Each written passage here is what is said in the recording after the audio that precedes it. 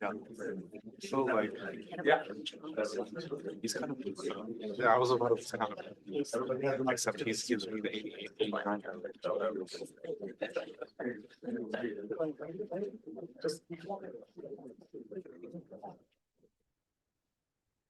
Good morning, everyone. Good morning, everyone. Can you hear me okay? Okay, yes. First of all, you always have to start with a mea culpa. I am terribly sorry we're a little late. That is full responsibility of poor scheduling on my part. So sorry for keeping you waiting a few minutes. My name is Garret Martin. I'm a faculty here as well as the co-director of the Transatlantic Policy Center. This is a center that was established 5 years ago. And 5 years ago, we were also very lucky to have the EU ambassador at the time to help inaugurate the center in a very different time. You know, a lot has happened.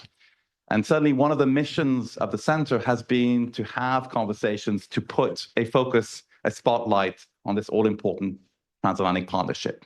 So today we're very delighted to have very distinguished guests. I will briefly introduce them, and then we will start a moderated conversation, but I promise to leave plenty of time from questions from the audience.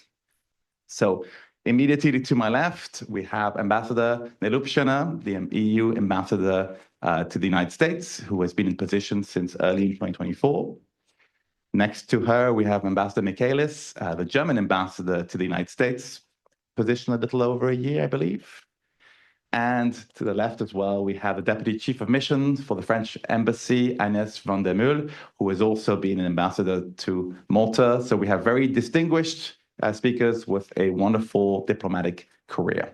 So with that, my first question is maybe easy or maybe straightforward, is obviously it's a time of transition. We've just had elections in the United States. We are having a new commission in place, same president, but with a different college. We will have elections in Germany in February. We've had elections recently in France. This has really been the year of elections. And so in the first sort of 100 days in 2025, what do you think is the one topic where you see the greatest opportunity to push forward for the transatlantic partnership? Where do you see the area for the greatest potential to try and move forward, considering the plethora of challenges? Let me start with Ambassador. Good morning, everyone. I think that security is, as it is the biggest challenge around the world, and you can name it differently. You have a different names for that. The war in Ukraine, Russia's war in Ukraine, the war in Middle East, the famine in Africa.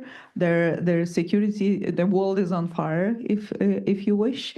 So, but the thing is that none of those conflicts, none of those global situation grievances can actually be solved alone. So if you really want to make a change and to do a change, you have to work with the partners. And you look around, the bad guys are actually teaming up. And the only way how we can stand our values, how we can stand even actually for our interests, is working together. I would say that that securities, and the security, you know, it includes as well the, for example, defense industry. If we really want to be more secure, we have to invest more in defense. If we really need capabilities, we have to cooperate, because a lot of that is produced here in this country, in the United States.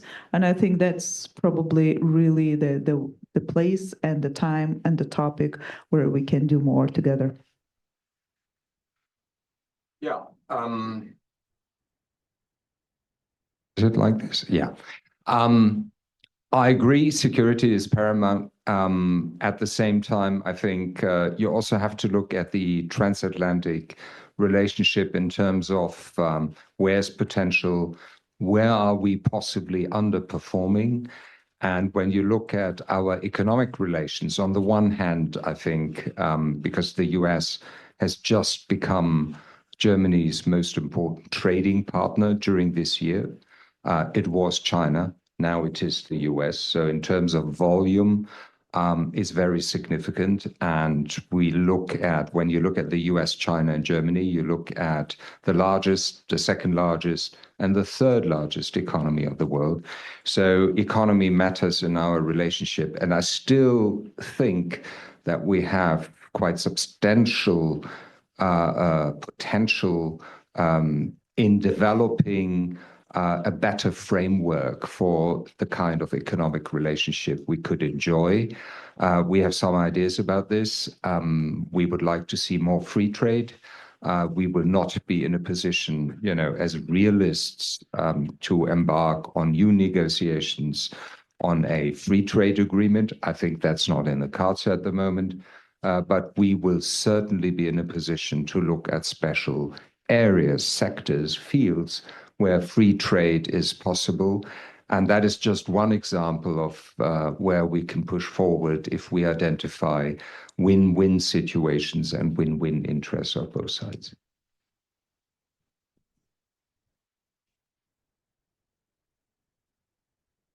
I don't know whether it's voila. Oh, it's fine.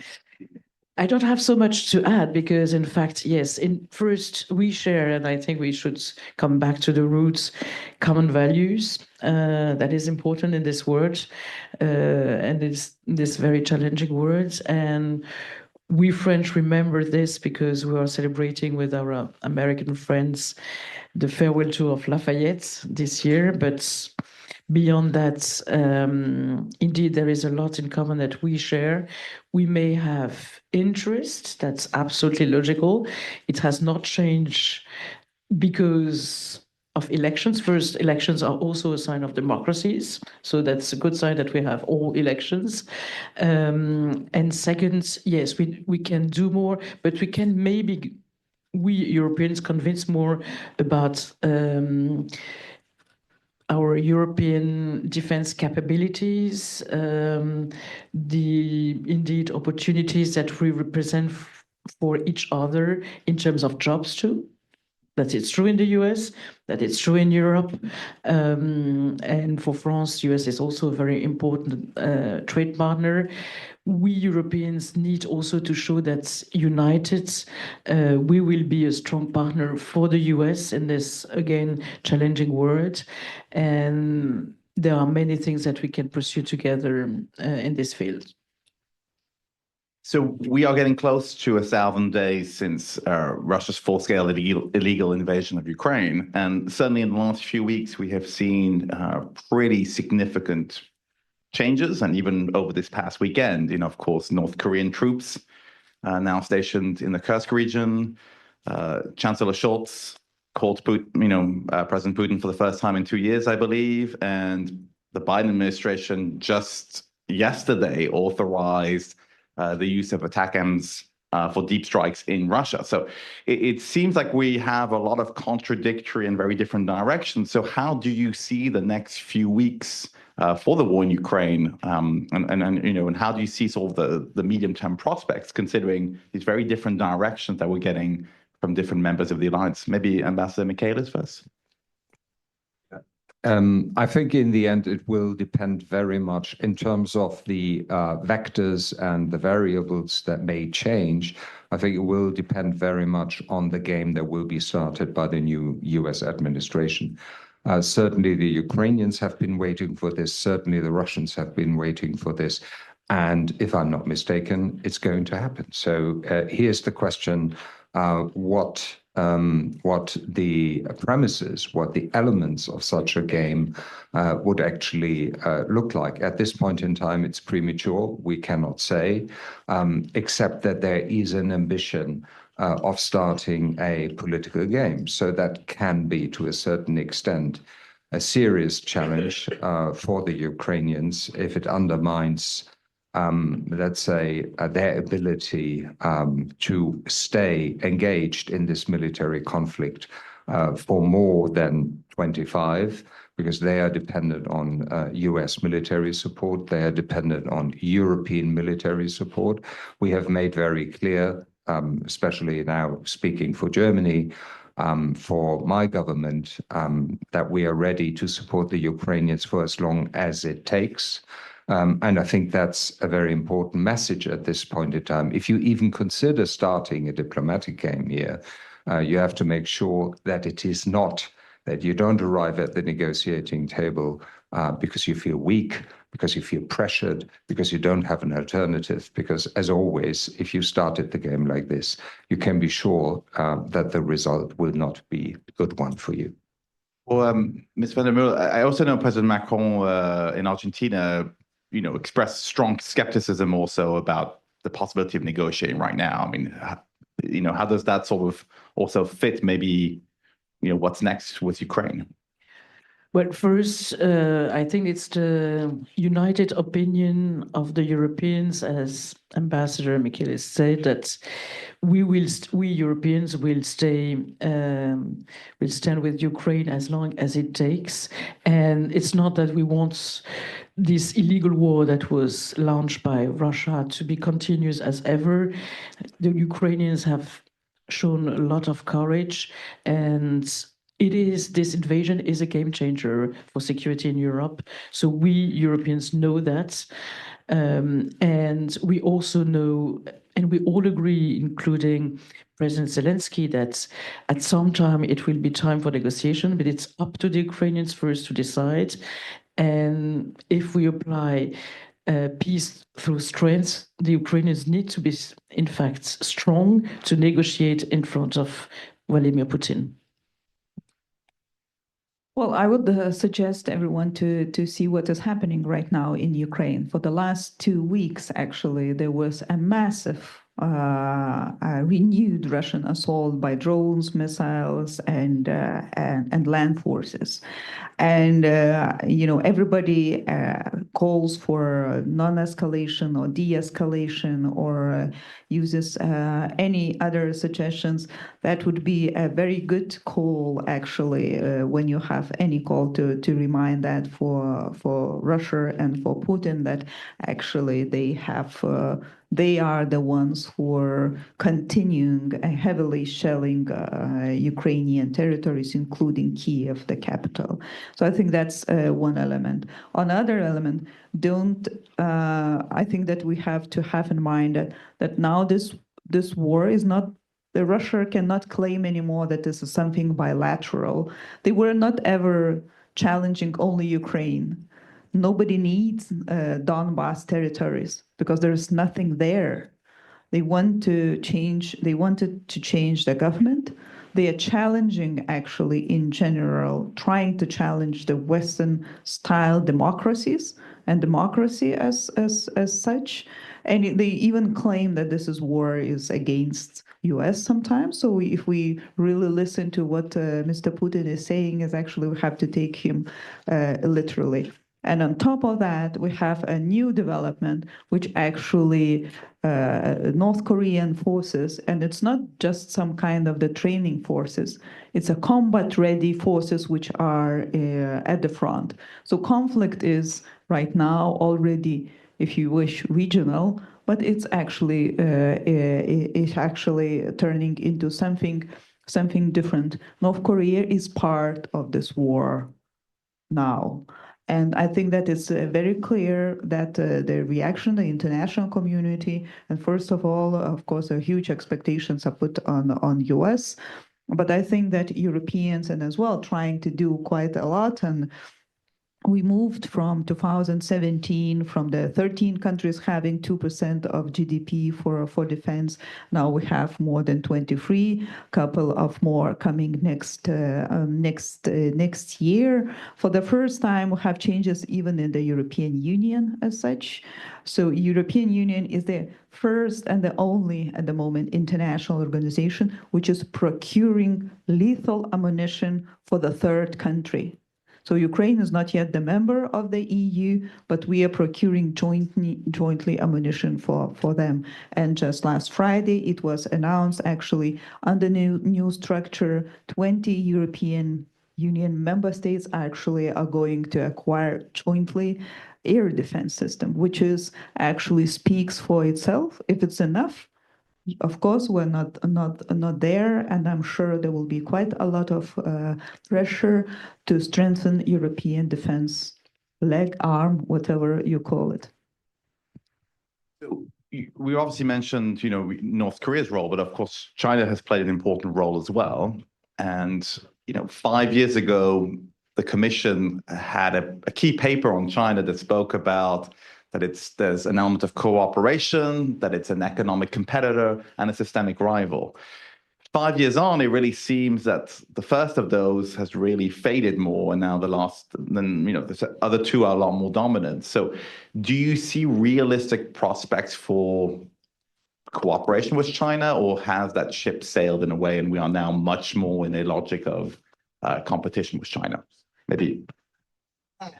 Sorry. Thank you for this easy question. First, it's not only a European Commission paper, it's the strategy, the European Compass is the European Union strategy. So it's a common, but it's a common vision.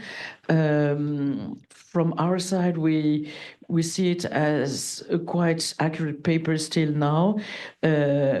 We have one planet and we have common challenges, including climate change that nobody spoke about yet, but it is. And in this regard, we need China to be engaged and not non-committed vis-à-vis these challenges.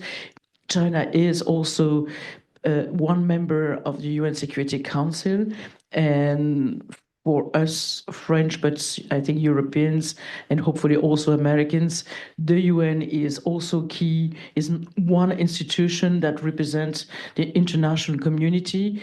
And as Western countries, we have no interest but to lose other countries in the so-called global south. That is not so much global precisely, but if we are just representing Western countries, that will be a difficult thing then to promote universal values, freedom, equality between men and women and everything. So coming back to China, of course, we have different views, we have a different system, we are competitors in terms of economy. One thing is clear also for Europeans, and I hope that our leaders will also line up on that, is in this possible tariff wars between US and China, that Europe will also defend its own interests, that we will not be the adjusting fields where, in fact, we as Europeans suffer from this unfair competition. We are ready to compete on a fair ground here in the US and for all companies coming to Europe, but we are no more naive and we want just fair competition with also respecting some values, social values in terms of conditions for workers, and that also is applicable to China and to Chinese workers. And second, respect for the environment. Yeah, I think it took quite some time until also European companies realized that they are facing an uphill battle when it comes to the Chinese market and competition with the Chinese. You quoted the three concepts. Basically, I don't know whether you said partnership, but originally it was partnership, competitor, or partner, competitor, and systemic rival. And not too many people know that the first time these concepts were actually coined, it was by the Federation of German Industry. They put it into a paper, and then it became part of the discussion. And I think that's meaningful because they realized it wasn't just, people at a political level who started to describe China in a different way. It was actually the organization, the Federation of Industry that came to this point. So our China policy and our way of looking at China, our China strategy has very much changed. We are, I think, not naive anymore. There was a time when everybody was fascinated by the growth potential of the Chinese market. And now First, we look at what happens at home. I think that's very important. What happens in Europe with regard to market behavior and behavior of China in our sphere. And then comes the question of what's the implication of our exposure and our activity in China itself. And that needs to be adjusted as well, I think, in a more critical way. It was, I woke up this morning and I checked my emails, and what did I see? The German foreign minister had just announced that she favors sanctions against China because of China delivering UAVs to Russia.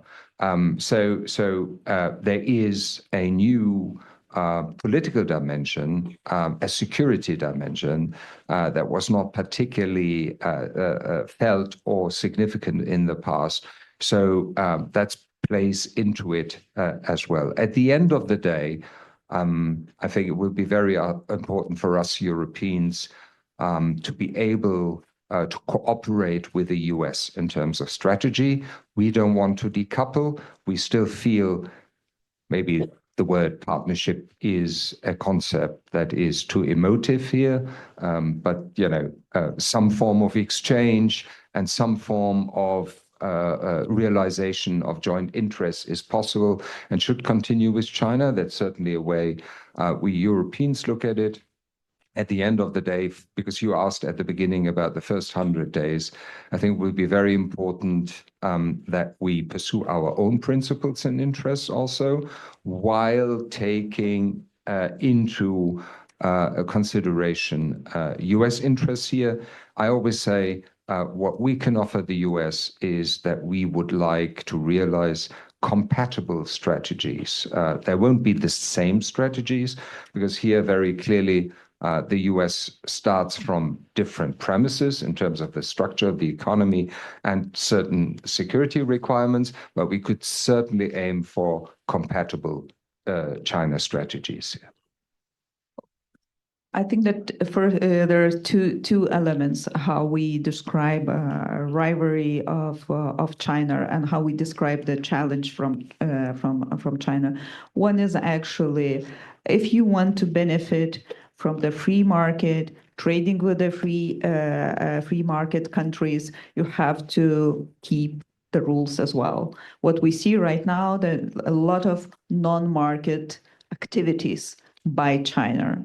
So they are turning into non-market economy by using subsidies, dumping, economic coercion. And I think that was quite well understood already several years ago, but is very well termed or defined by Commission President von der Leyen in the early 2023. Then she said that we have not to decouple but de-risk.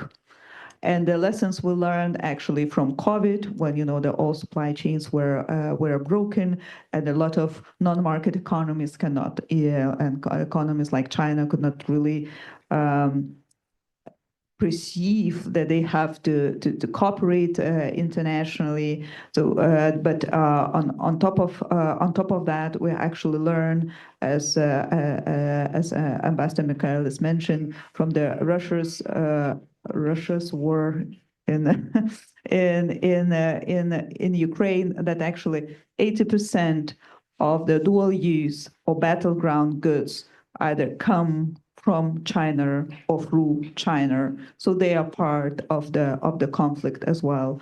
On top of that, when we speak about economic situation and economic coercion and de-risking, I think there are more similarities than we would expect with the American approach. Direction of travel is very similar.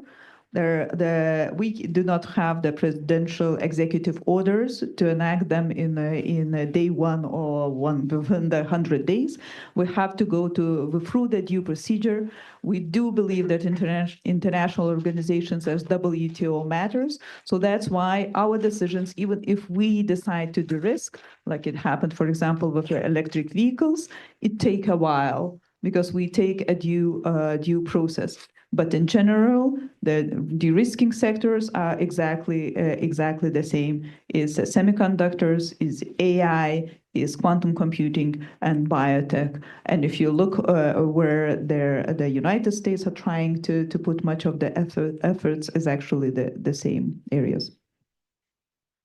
I should mention that for 7 years now, the EU delegation has been organizing a wonderful debating competition called the Schuman Challenge. And next year, they've given us a real doozy in EU-US cooperation with China and artificial intelligence. So if you like to debate and you like this field, stay tuned. It's a wonderful competition with 30 or so universities from across the country.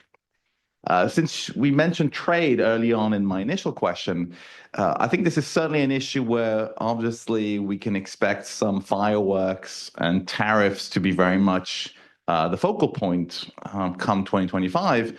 But we've also seen intra-European divisions, for instance, over Chinese electric vehicles. Mercosur is also being debated, and that's a subject where there are divisions. So where do you see the challenge, or is there opportunity to have a more common vision of trade moving forward, a subject that's become very, very divisive? European Union and US are the biggest trading partners for each other and the biggest foreign direct investors for each other. And when we say that we are the biggest, we don't really think about the number. So it's 1.7 trillion a year, which actually goes down to 3.7 billion a day and 2 million a minute. So just to kind of imagine that in the minute, this is the amount which crossed the Atlantic in goods or services. So I always have a challenge, have a kind of a challenging question for the students and for the faculty as well. Please give me at least one sector where you think EU and US is not cooperating.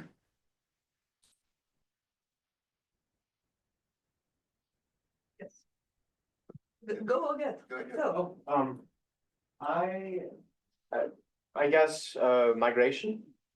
No, that's not true, because we have a huge cooperation in trying to go after illegal cartels in the different international organizations, but as well bilaterally. We have a joint operations, actually, by our police and law enforcement institutions. And believe me or not, they are quite successful in some countries. So honestly, the answer is there is no. An area where EU and US would not cooperate. So when the discussion starts that let's think that tariffs is the best tool for trade or filling the coffins, I really believe that actually it is it's the coin of two sides. So it will definitely, if it is done as it said right now, like it will be global, it will be for everyone, not only for the challenging partners, non-market economies like China, but for the rest of the partners. So then definitely, if it's not targeted, if it's not done smartly, it will be inflationary.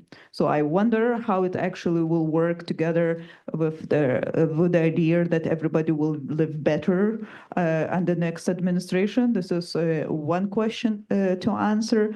Another question is to answer if it's really a need to fill in the coffins. You have to have in mind that those on which those tariffs will be put will not be sitting on their hands.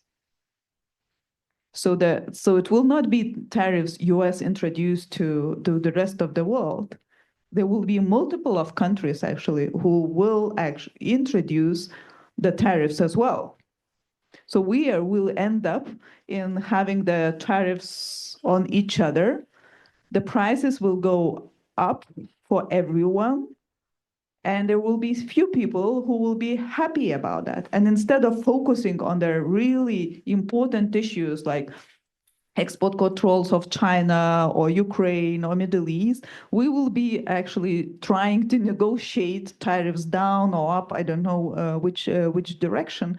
And there will be Putin, Kim, Ayatollah, And I don't know who else will be happily looking how we actually really are trying to challenge each other. I was going to quip that maybe Elon Musk is the one sector where the EU and the US don't cooperate.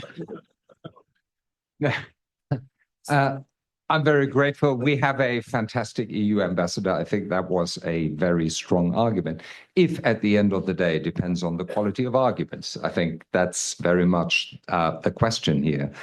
Because I would just, on the basis of practical experience, I would like to add something to it, because we are in constant dialogue with companies, and of course, in our case, with German companies. And you can clearly see that the large multinationals, they are all present in the US. They produce in the US. Now, for instance, the largest exporter of cars from the US is a German company. So that's BMW in South Carolina. They are the largest exporter from the US. Okay, I think you really have to digest that. So the large companies, they're here, they're localized, they produce here. For them, tariffs is not an issue, except for parts that arrive in the country. That's significant, of course. But that's creating difficulties for US companies as well. So basically, they find themselves on a level playing field. Now, when you look at the companies that would face tariff problems or would become the object of an increase of tariffs, what do you think? They are the strongest or the weakest German companies? Well, of course, they are the strongest German companies because they are engaged in transatlantic trade. They are engaged in global trade. And the structure of our economy, is quite unique because we would be looking at large, medium-sized companies that are world market leaders in their field. Be it a company that is producing pumps for clean rooms, for instance. If you want to run a clean room, you need to buy the pumps of this company because in terms of quality, you don't find a better product on the global market. So when you factor in that the companies you would start to put tariffs on their products are highly, highly competitive, and that the people who buy their products in the US would not go for an alternative because there is no alternative. What you're doing is you're punishing US companies at that point, and that can't be in the interest of a government that is introducing tariffs. So I think we have a reason when we look at it, when we discuss it, on the one hand, like the ambassador has said, we are prepared to take action where we need to take action, in order, to get things straight. But before we even take action, I think it makes sense to actually look at what is the effect of the introduction of tariffs. And I can only say, from really many, many encounters, that this will be a very mixed bag for the US, and is not necessarily a protective measure. Well, everything I think has been said by our two ambassadors about the fact that we are cooperating in each and every field. We spoke about economics, but we have to come back also to security. And on the global world, we are cooperating in Africa, which is a very important continent for Europeans, for France, for historical reasons, but beyond, for all our security and prosperity, and to tackle also illegal migration that comes only because people want to have a better future that is also human. So we have to make sure that they have a better future on the ground, and also security, because they are also facing attacks from terrorist groups in some part of Africa.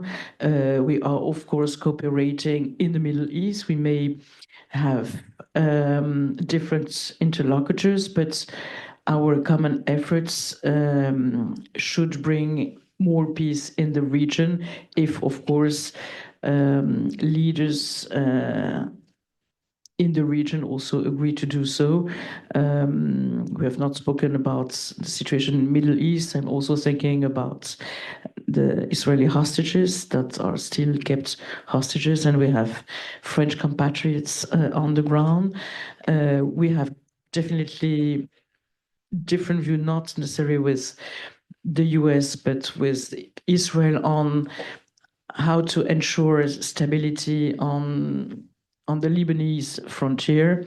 But whatever administration is in place, we all have in mind that we should be there for the security of Israel. That is a non-negotiable principle for all of us.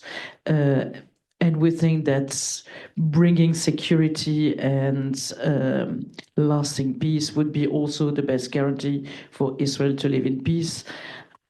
And we have enough challenges ahead in the region, not talking about Iran and the nuclear program. So we'll be there. So there is a lot to do in common. So I'm going to tell the audience a heads up that I'm going to ask one more question. It's going to be very different. I'm going to invite you to come up to the microphone, especially our students. Even if you don't yet have a question in mind, just come up. It will come up as you sort of are lining up. Let me ask a question that's a little bit different because we had a little nice pre-event with our guests, and it was all about International Education Week. And and since we are in an academic environment, maybe if I could ask, is there a specific class, a specific course you took that really, or professor that really, that really had an impact in terms of your career choice, in terms of changing really your approach, or maybe one that really I absolutely don't want to do that at all, and that was clarifying in a different way. So maybe Ambassador Michaelis, maybe first. Well, you know why you take me, because I revealed that, I consider myself arriving in that kind of job more accidentally. That happens in life. Biographies are not always straight. I wanted to do something completely different, more theoretical, more academic, etc., etc.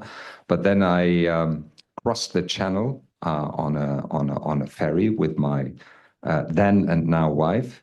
And the question was, do I take up a job in Melbourne, which I had set interviews for, which was offered to me. And the idea was, oh gosh, to go to Melbourne, that really means leaving Germany. And my wife, she has many brothers and sisters, large family, and she really didn't like the idea. And then a couple of hours later, we looked at a newspaper, and the newspaper had an advert of the German Foreign Service. And at that time, their line was, spend 2/3 of your work lifetime abroad and 1/3 at home. And we looked at it, and I said, but jokingly, this may be an alternative. And my wife was laughing. In the end, I just gave it a try, and it became my job. And I'm totally happy that I actually responded to this advert in a newspaper.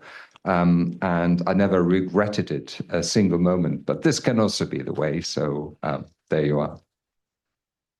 So I was an exchange student here in the US. So when the people are asking me if I've been posted in US before, I always say, yes, of course. I spent 8 months in Omaha, Nebraska. So I was, my tutor for that time was Tony Clark. I was actually writing my PhD at the moment. And I had to prepare a bit of their part of all that to present for their student colleagues there, because my defense anyway was supposed to happen in Lithuania. So it's he was listening and he said all that fine, but most probably you will not end up being a scientist. So I still have my PhD, but I ended up in diplomacy. But was extremely actually nice, and I can tell you what I was writing the PhD on identity building and state building in Ukraine and Belarus. You would ask what people would do in Omaha, Nebraska with those kind of a topic, but you guys, you have a huge privilege, which at that moment we didn't in Europe. Now we actually copied that as well. So whenever you go to school, like college or university in US, you could access any library in US. So that means being in Omaha, Nebraska, I had an access to the Congress Library, which I needed at that moment.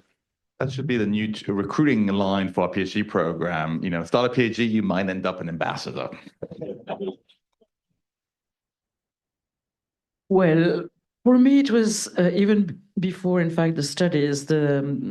First, I was raised in a multicultural or multinational family. My father was Swiss, my mother French, but with Polish and Russian roots. So I found it quite nice to have a job where your name is maybe something sounds foreign, but at least you're not the one who nobody can pronounce the word in the classroom. And beyond of that, I had also the chance to go with one of my aunts who was from Curacao, which is a small island close to Venezuela. So when I was 8, that was really a big adventure. We traveled from Venezuela to Curacao, then Guyana, Suriname. And in Suriname, we were lucky enough, she was a good friend of one of the doctor who was in contact with one Indian tribe along the river. And we spent 3-4 days there. And I said, if I can be paid just to meet new people, different perspective, different way of life, but we are learning so much from each other, I will do that. And many years after, or some years after, I studied international law, and I thought maybe one way to practice international law and live this kind of life, a little bit bohemian life, but and also a very nice one, is indeed to enter the foreign ministry.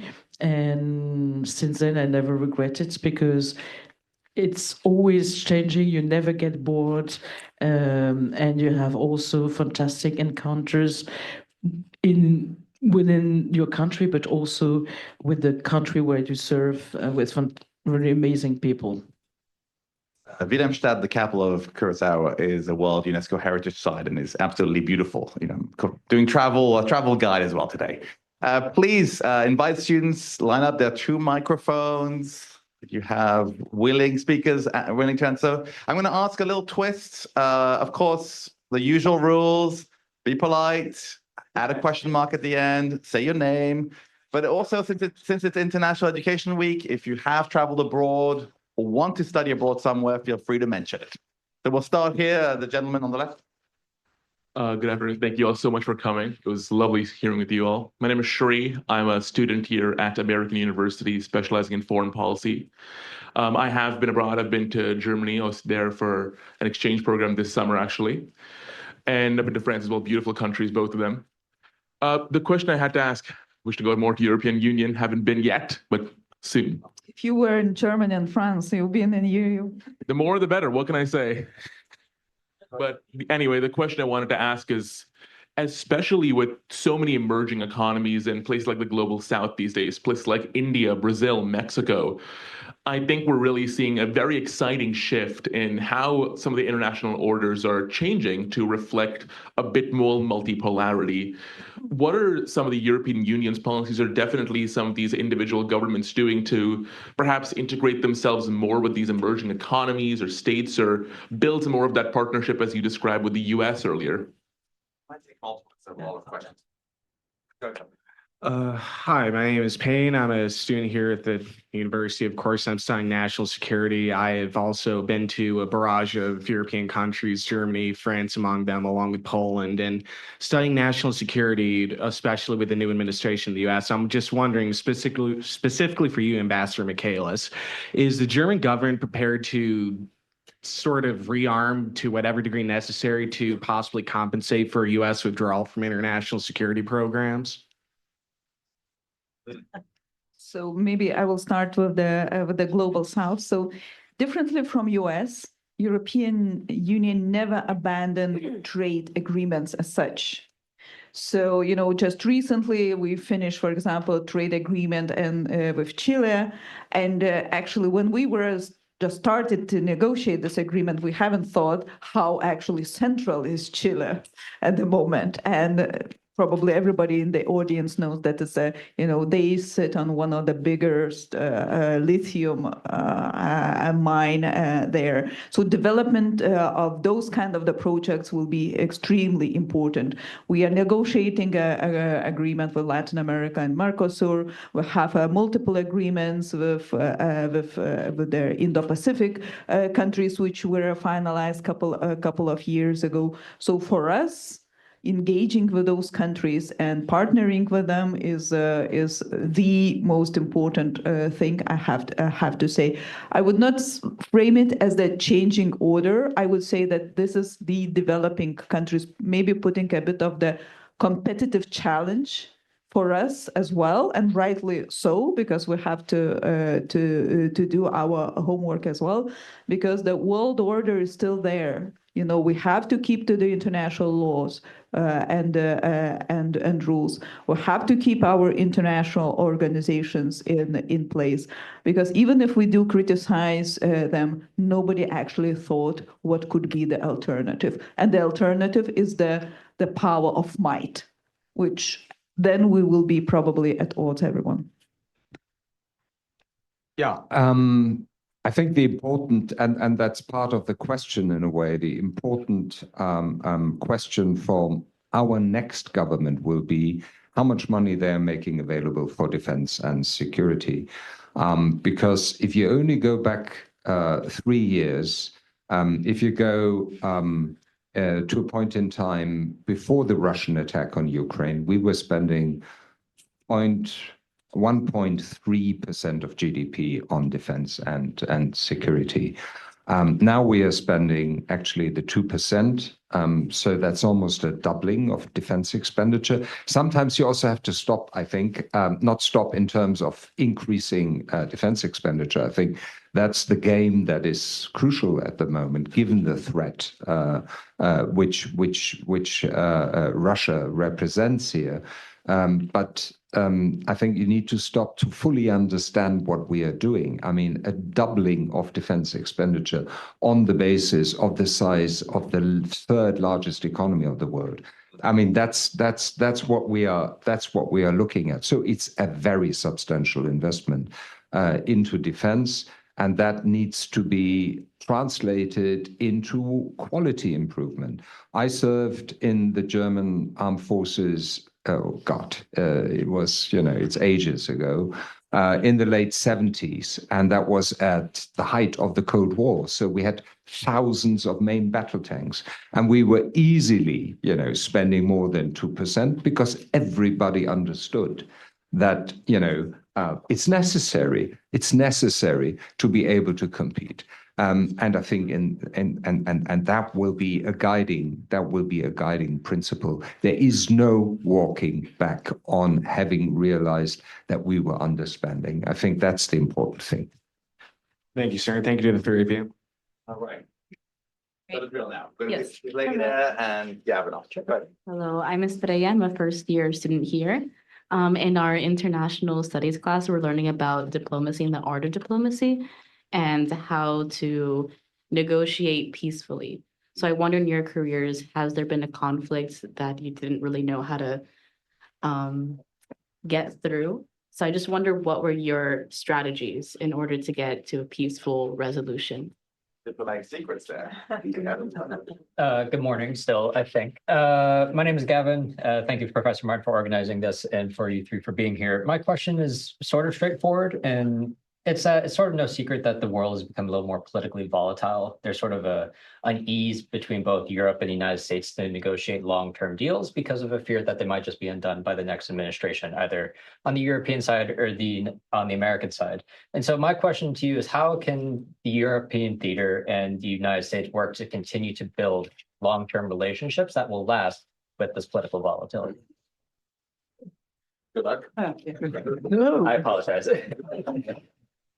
Well, in fact, the first time I was in the US was 2003. So sometimes we know that we can experience tough times, but beyond tough times, there are fundamentals that don't change. We remain essential partners for securing our common interest or respective interest anyway. We never, and it's good so, we never stopped cooperating in terms of intelligence at that time in Afghanistan and other places. So that was also crucial for the US and also for Europe and for France. So I'm not, and again, we spoke a lot about economic interdependence. So we have so much in common, even if you just speak in terms of interest, that I'm quite confident that we will continue to build long-term relations, whatever the tone is or whatever one issue on one specific file is. We in fact will be stronger together, and especially in this quite dangerous world. And so I'm quite confident. And to come back to one experience about tough and quiet diplomacy, diplomacy is always quiet. That doesn't mean that it's always a smiling diplomacy, but it's either to prevent a conflict or to solve a conflict. So we would love as diplomats to prevent the conflicts, but in fact, seeing the world that it is, it's not sometimes so easy.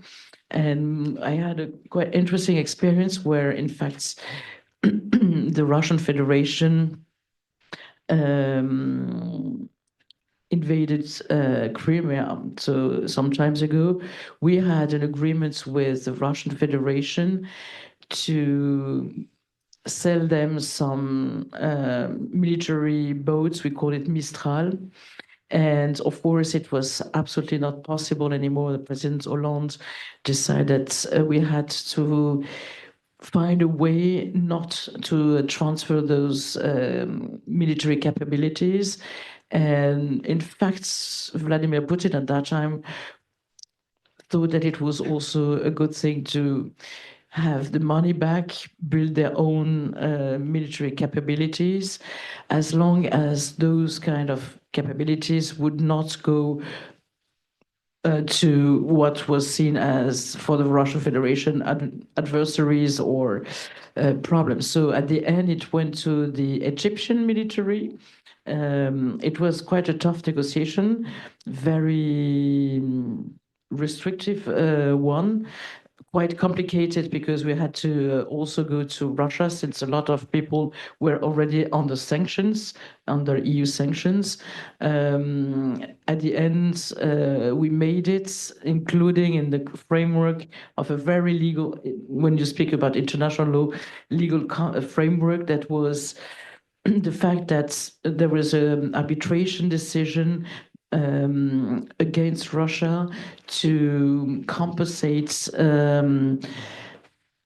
the one private company for being, in fact, nationalized without any money. So we wanted to make sure that the money that we would send would not go through those hands, and so we had to pay twice because that was not our case. But anyway, that was a fantastic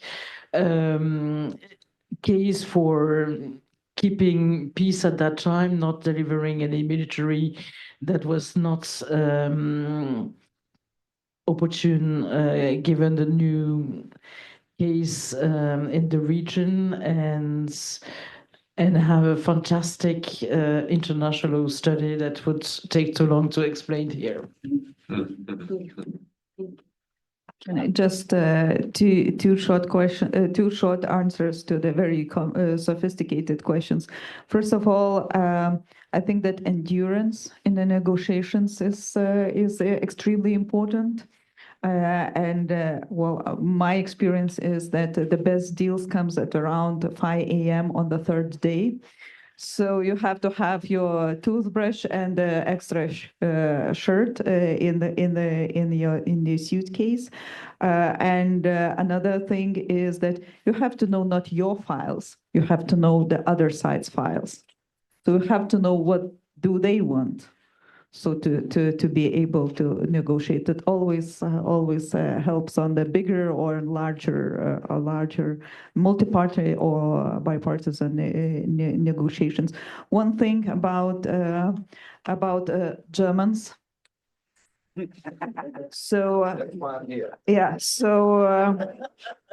There is a huge change in the mindset of Europe and Europeans in every single member state. And sometimes it's not only about numbers, 2%, 2.1 or 1.9%. It's about equality and about the decision making. So in less than 2 years, 5,000 German soldiers will be stationed permanently on the rotation, but in general, in Lithuania, which is one of the neighboring countries. It will be a combat-ready brigade. And if you know history, if you don't, you open the book. But if you know history, what does it mean? Germans in Lithuania, it's actually a huge change. So Germany will be the biggest security provider. Well, it is already, but it will be bigger security provider on the ground with their boots and guns. I think 3 questions at a time there because the line seems to get bigger. Yes, go here, and then we'll come back. Hello, my name is Elena Markson. I'm a native German. I studied German-French relations in France before I moved to the United States to study American politics with Hillsdale College. And I work at the Center on Europe at the Hudson Institute. So my question would be, how can the US and Europe strengthen their military cooperation in the Indo-Pacific? Because there's a high possibility that China will invade Taiwan before 2030. So does the European Union have any strategy to react in a situation like this, or are you working towards a strategy with the US? Good morning. My name is Alex. I'm an international relations student here at AU. And my question is, now that the ATACMS restriction has been lifted for long-range strikes into Russia, what's next? Would the Europeans be willing to shoot down, for example, Russian cruise missiles over Ukraine using their own air defenses, rather than force the Ukrainians to train on them, and which takes time? Yes, my name is Jonathan Weiss. I'm a student here at the International Studies Department too. My question is, in light of the recent President-elect Donald Trump's administration and his threat to pull up the Paris Agreement again, how effective do you believe the Paris Agreement has been overall, and do you think this threat is significant? Do you think it's going to change anything?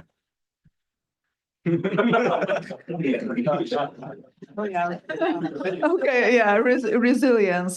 First of all, we've seen actually the report was 2 weeks ago or 10 days ago was out about just before the COP meeting how successful we are. There are sectors where we are successful, especially industry and households, where we actually go keeping our emissions down. We're not very successful still in the transport sector. So, it's ups and downs. By the way, well, honestly, for example, China overspends us on some green technologies, if you look on the budget. So definitely there are a lot of things to do more, maybe more sophisticated, to leverage not only public money, but private money for that. And I'm sure, because in the same report, there is very much clear that it's 1.8 degree going up temperature. So we are not doing enough, and looking at the consequences of all the natural disasters we are facing here in this country, but as well in just recently in Spain. So I think that we do agree on that we have to do the what. Yes, Indo-Pacific and EU. It will be not only EU. Definitely, it will be European countries. I would suggest the last two NATO summit declarations. You have to read them. Interestingly enough, in both of them, in Washington and Vilnius before, you will find that Indo-Pacific is part even for the NATO security spectrum, if you wish. What the EU do, at the moment we have not only diplomatic dialogues with the Indo-Pacific countries, but as well we do joint exercise where EU is part of the participant. There as well member states. Member by member, Germany, but France and some others are sending their ships. I will not really, you are either to become a practitioners or scientists in the political science and diplomacy. I would really caution you from going into the self-fulfilling prophecies, because the more we repeat, the more we kind of keep thinking on that. This is where diplomacy should work to make sure that it's neither 2028, neither 2030. And on top of that, we have to make sure to communicate very well that how we deal with the conflicts which we have right now at hand can have a consequence on what would be China's actions in its proximity, or what China would expect us. Deterrence is in play right now. So if we want to deter China, we have to act now. Yes, and to continue and follow up to act now is also to stand by Ukraine, in fact, because of course China is looking very closely about the reaction of the Europeans and or the US vis-a-vis Ukraine. So that's one way of deterrence, is to be in solidarity. Being solidarity doesn't mean being part of the conflict. So that makes a big difference about what you were thinking. As President Macron said, never say never. So I will not prejudge any decision from my president, at least because we have some military capabilities. And first, it's again up to the Ukrainians also to tell us what they need. And for the time being, they did not ask us to do that. So there are a lot and enough challenges to be met. We try to train and equip on a really close to the needs possible basis. But to come up also on Indo-Pacific, France has some territories in the region, and as the EU ambassador have said, we have some ships over there because we have also some interest to see freedom of navigation being anyway right now applied and protected. So again, that's where we need also to engage China. Diplomacy is not about nice talk among friends. It's also to speak to each other about tough issues. So that's why diplomacy stand up. So that's true in Ukraine and as well as Indo-Pacific. Yeah, I think just to add a few concrete examples, because I think it already became clear that Indo-Pacific is an important area in which we need to deploy during this year.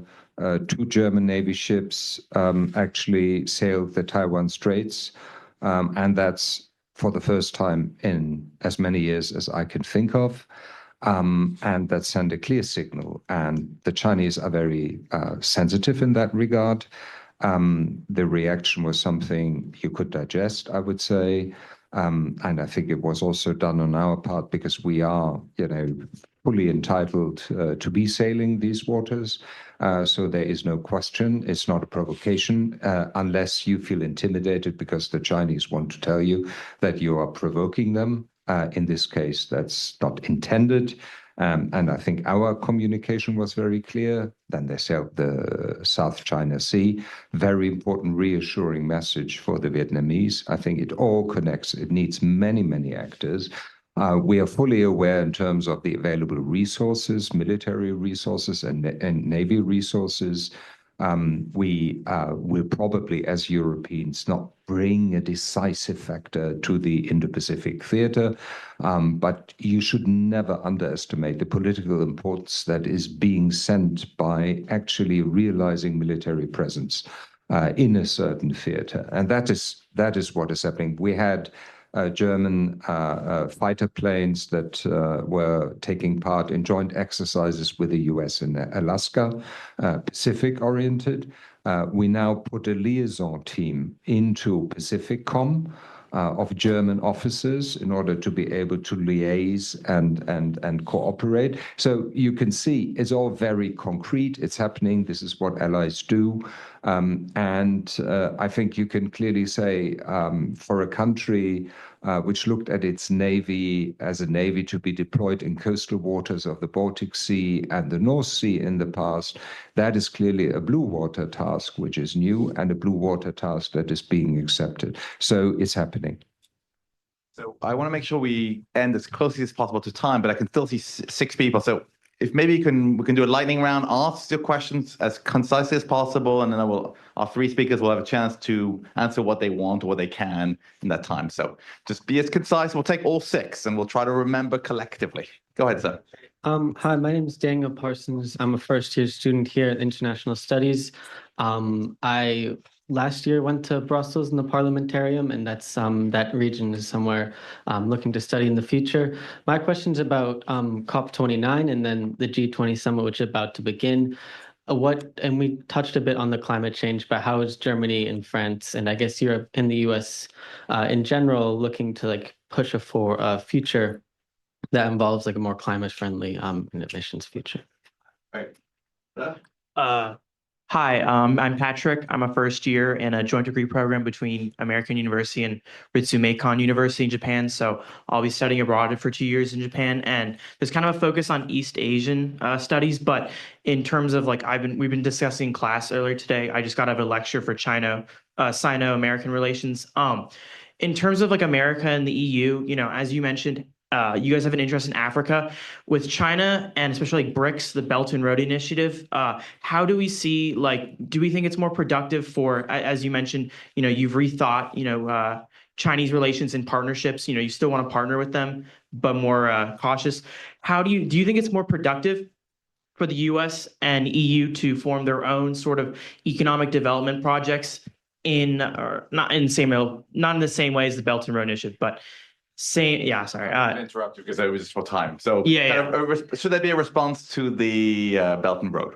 Okay. Sure. Okay. I have a very quick response to that because there is an initiative called IMEC. And if you go on the IMEC website, you will find a lot. It's a sort of cooperative economic projects and initiatives. Andy? Hi, my name is Andy. I'm a grad student here at American. So my question is, again, as well, in China and the Pacific, given that China is Germany's biggest trading partner, and you not anymore. Okay, well, okay, perfect. Well, still, there's a high economic interdependence between the 2 countries. What are some of the possible future actions that Germany may do in order to de-risk themselves from the Chinese economy? Hello, my name is Maëlys Navarre, and I'm an exchange student here at AU from France.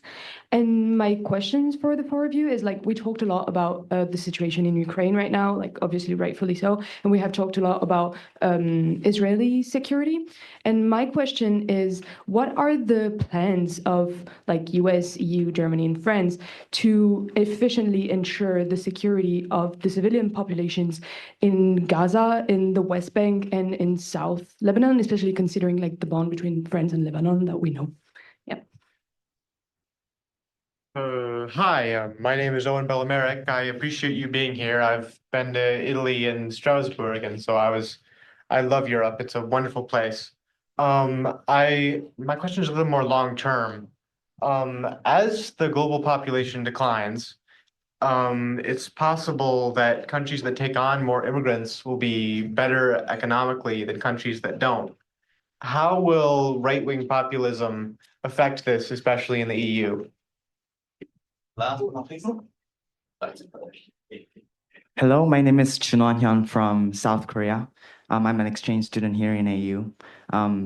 My question is about, like, as you mentioned, that the North Korea is really like important, like even in Ukraine and Russian war. And I'm really curious about North Korea is important because it has nuclear weapon. But is there any other reasons that North Korea is important in terms of international relations? So I would come back on the development cooperation of that. So we have a G7 initiative, which is called PGII. We on the European side, we call it Global Gateway, and this is the totally different approach for the development cooperation as such.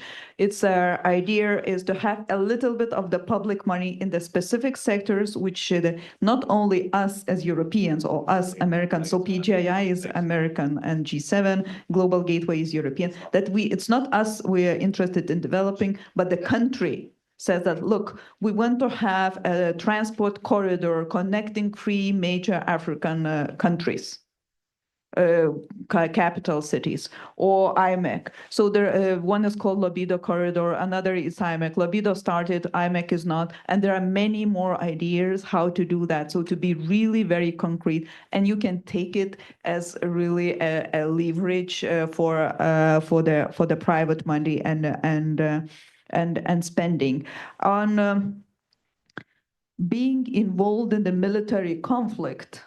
In the direct military conflict is already the importance of the country. You're putting yourself on the agenda, but I would look at this from the more international rule perspective. So that means that you are challenging international rules as such, sending your military to support to one of the combating countries. I think it's not only about North Korea, it's about getting involved in the conflicts which you are not even neighboring with. I think that this is what we have to be very careful, and we cannot get away with that. I'll leave the other questions for my colleagues. I took the easy ones. Well, I understand we have the right to pick now. So I just want to say 1 or 2 words about climate policy, international climate policy, because that was one question. And personally, I think my government still very much feels this is a very important area for our actions. And to me, sometimes during these weeks, it seems when I look at various election campaigns and here in the US, but also in the beginning campaign in Germany, it looks like, that's not really that as prominent as it was in the past. Now, I can really say whatever we feel objectively, it is as necessary as it was in the past. And that's why it is so very important that at the level of the European Union, we have a very, very substantial program that translates green transformation into reality. Now, what is important when it comes to the COPs, because the COP meetings is that the relevant national targets are not just announced, adjusted, and next year, at the beginning of next year, the US will also have, if it's still a member of the Paris Agreement, the US will have to announce an NDC on that occasion. And usually in the past, we try to be even every year more ambitious with regard to the NDCs. And you will agree that when you not only look at NDCs, but generally at targets that are being discussed internationally. When do you go climate neutral? 55, 50, 45? How ambitious would you like to be? And sometimes, it appears to be, you understand my words, like a political fashion contest, Oh, I opted for, solar only by 2030 or whatever it is. Now, that's not what matters. What matters are the policies. And what we see at the moment that our policies are underdetermined. They don't reach the ambitious targets, even those that we have defined, let's say, 5 years ago. And so we are looking at something which is totally dangerous, but sticking to that idea of the political fashion contest doesn't stand a chance of being a winner in that contest. So I think what we as Europeans will try to do is we would like to stick to it because we can't convince ourselves that we have another way out, and it will cost money. At the end of the day, it will cost money. And that's my last remark about the COP process, because here the US is crucially important. When you go back to Doha, for instance, the whole question of how do you forge compromises with countries of the global South centers on the question of the financial packages that are involved. Climate financing is a crucial part of that. My country, hopes we understand that. We make funds available, and it will be very, very important that the US acts similarly because it will have an exemplary function here. If the US doesn't, I must say, I would be very, very concerned about the willingness of members of the Global South to pursue targets which they need to pursue if we really want to solve the problems which we unfortunately have to face in climate policy. But le mot de la fin would be anyway, thank you so much for being here and with such important questions. I don't know how to choose the last response because all your questions were so meaningful. Peace or war in Gaza, for France and for Europeans, the situation, I think, is quite clear. Peace is needed, ceasefire is needed. That's what our leaders have advocated, not just for the sake of ceasefire, but first you need to get into the territories for humanitarian aid. That's also what international law says. Second, you need ceasefire to think about and negotiate seriously a lasting peace. I'm not saying a peace just for the sake of peace, but for the sake of the security of Israel, the security of Lebanon, and all the neighboring countries. It's a season to say thanks. All the good things come in three, and to have a good event, you need a great audience. Thank you for coming. You need a big thanks to all the people who make events happen, from audiovisuals to the flags to the setup, and of course, you need fantastic speakers. So, on behalf, thank you so much for being here.